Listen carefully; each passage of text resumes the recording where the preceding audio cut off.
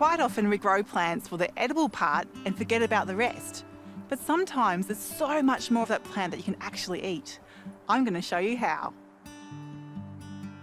While we grow fig trees for their sweet, delectable fruits, a healthy fig tree will also produce lots of leaf across the season, and these are edible too. They give a nutty coconut flavour to your food, which in cool temperate Tasmania is pretty handy as there's not many coconuts around. Fig leaves contain lots of latex, so it's not suitable for those with allergies. But also, it's best to avoid getting lots of that sap on your skin because it can be irritating. Younger leaves are heaps better for flavour. Just give them a good wash and don't bother trying to eat them raw, as cooking or drying the leaves brings out the best texture. You can dry the leaves and sprinkle them onto savoury or sweet dishes like ice cream.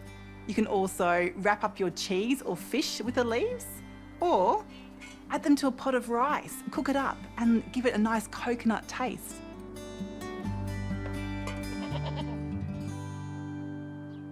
Pumpkin and cucumber leaves may seem a bit hairy and unpalatable, but the really young shoots can be a quick addition to any salads, and the older leaves can be added to stews or stir fries, and the hairiness is not a problem there.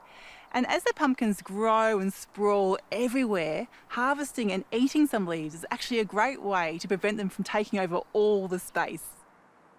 Kohlrabi and broccoli leaves are great too.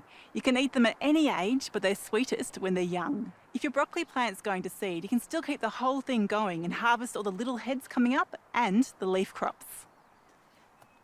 Dahlias produce stunning, colourful, very ornamental flowers. But did you know you can also eat them? Plus, the plant produces several tubers below the soil, a bit like potatoes. You can eat those too. The flavour can vary depending on soil conditions and the cultivar. Some are bitter, while others taste like celery or carrot. So select large, juicy-looking tubers for the best chance of finding a winner. When it comes to parsley, the whole plant is edible. Allow it to go to seed, harvest some for the next crop and for your spice rack. You can use the seeds whole in cups of tea and in slow-cooked dishes, or you can dry and grind them up for a super quick flavour hit.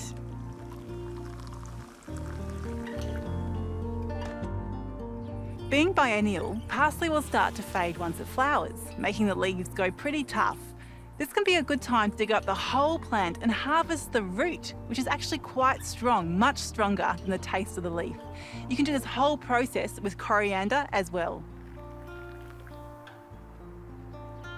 So I hope by revealing some new ways you can use your plants, you can experiment too and open up a whole new world of food and flavour.